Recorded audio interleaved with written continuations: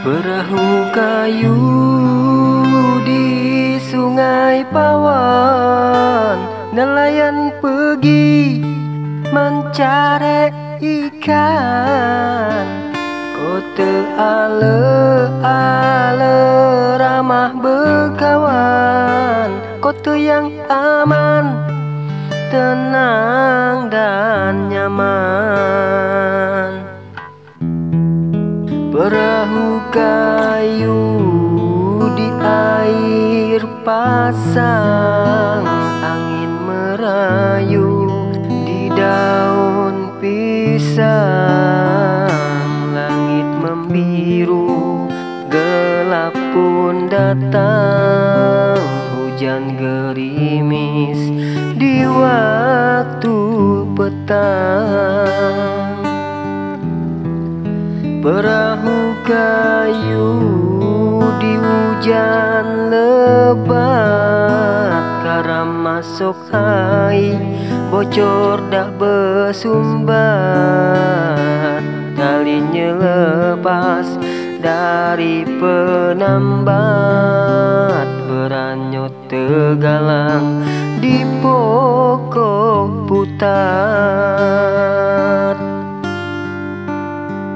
Perahu kayu di Sungai Pawan, nelayan pergi mencari ikan. Kota ale-ale ramah berkawan, kota yang aman, tenang dan nyaman.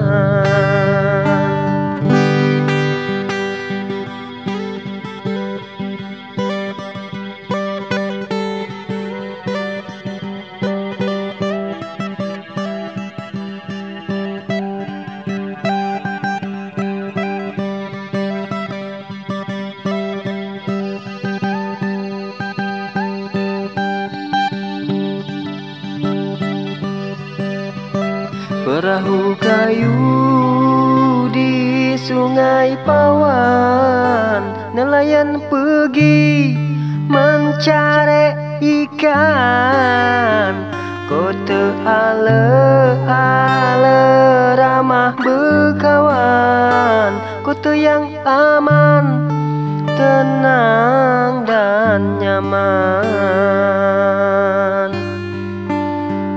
Perahu kayu di Sungai Pawan, nelayan pergi mencari ikan. Kota ale-ale ramah berkawan, kota yang aman, tenang dan nyaman. Perahu kayu di Sungai Pawan, kota ale-ale ramah berkawan, kota yang